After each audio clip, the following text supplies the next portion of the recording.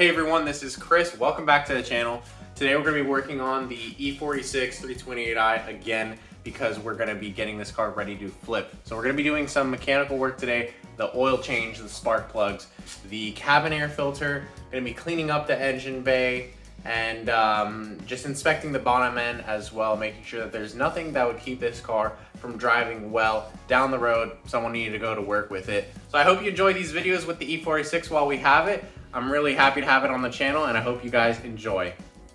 Now here are all the parts that we're going to be servicing today. We're going to be doing a normal oil change with some 5W40 from Liquid Moly and a man filter. We've got some spark plugs to replace. These are the Bosch original ones, as well as a fresh cabin air filter because I already noticed that the one in the car is gross. So we're going to change that cabin filter that's up top. I think with all these parts that the car is going to run much better, and at least it'll be serviced so that the next owner can drive it comfortably for the next 5,000-10,000 miles and then get the car serviced later. But at least I'll have a fresh air filter, good spark plugs, they'll get good gas mileage, and they won't have to worry about doing an oil change because we did it with good oil for them.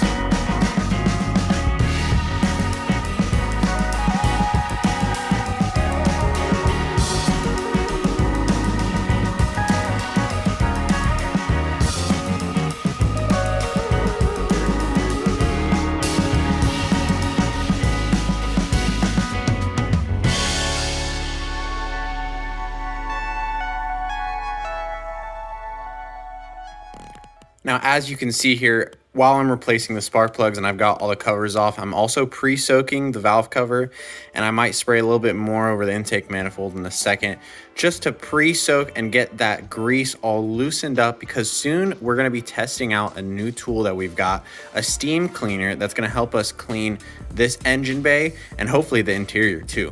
So I picked that up because I think it's going to be a good addition to the garage, a good tool to have, and I could honestly use it on all my cars. So we're going to test it on this car first. I think it will hopefully do a good job of cleaning up all this grime and loose dirt in the engine bay, and then later we'll test it in the interior. So now we're under the car, and I figured I'd give you guys a quick look over the underside. As you can see, there's some dirt buildup, there's some corrosion, looks like a lot of stuff on here. is maybe original or just hasn't been touched before. Doesn't look too bad condition, honestly. You can see a little bit of a coolant leak right here, so we have to fix that. And just a little bit of an oil pan leak too, so we might clean this up. We might just leave it like this. Again, this very crusty down here. So now let's go ahead and loosen this drain plug and drain all the old oil out of here. Hopefully no chunks or anything hard comes out of the drain plug.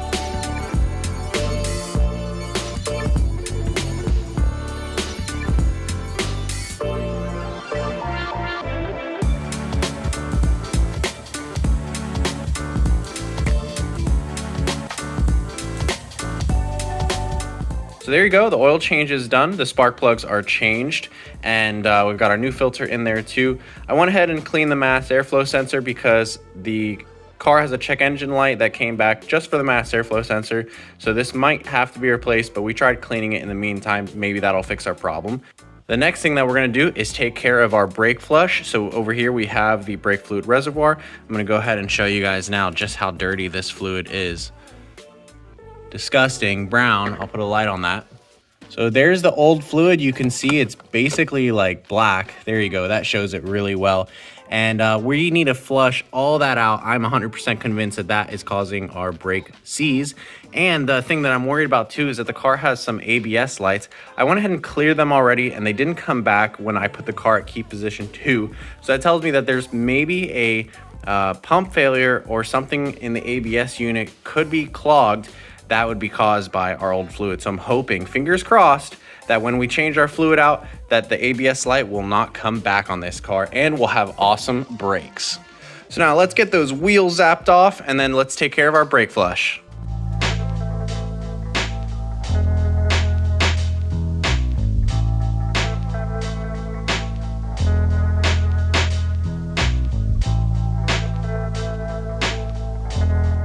Now that we've got the wheels off, I'm going to show you the setup that I use to do brake fluid flushes.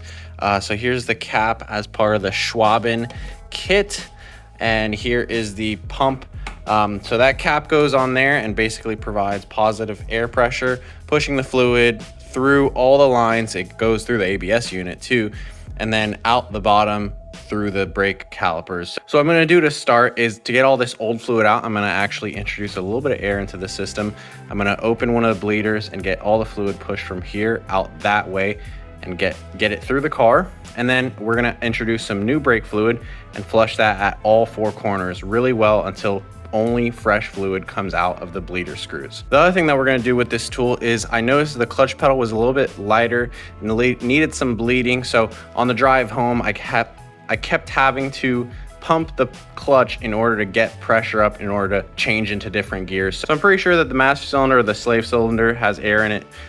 Either way, that whole system, we're gonna bleed it today as well. Just again, by pushing fresh fluid out from here and then bleeding it through the bleeder nipple on the slave cylinder. So it has to travel from here to the master cylinder, out through the line to the slave cylinder, and then out the bottom of the car. That's the easiest way, in my opinion, to bleed these. And then inside the car, you should be able to pump out any rest of the air bubbles just using the clutch pedal. And I've never had a bad experience flushing a clutch system that way. So check out these tools. They make it really easy to flush the brake fluid. And particularly this one has a little bit more added functionality because we can do transmission flushes and pump fluid by putting it in this reservoir. I don't like to do that, or at least I'm not going to do that yet, because then we just have to clean this more often.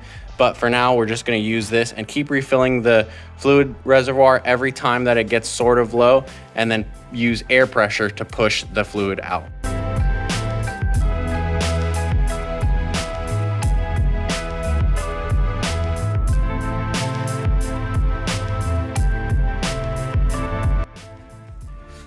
See what I'm talking about? I just started bleeding the brakes, and this is the fluid that came out.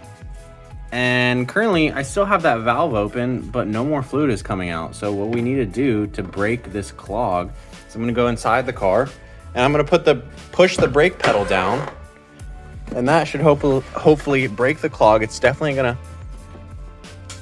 oh, there you go. So the brake pedal definitely going all the way to the floor. And we have some more fluid in here for sure, but I might need to add more air pressure. So we might have to do it the old-fashioned way and bleed the brakes by opening and closing the bleeder valves at first. But once we get all the old fluid out of here, it should hopefully bleed a lot easier.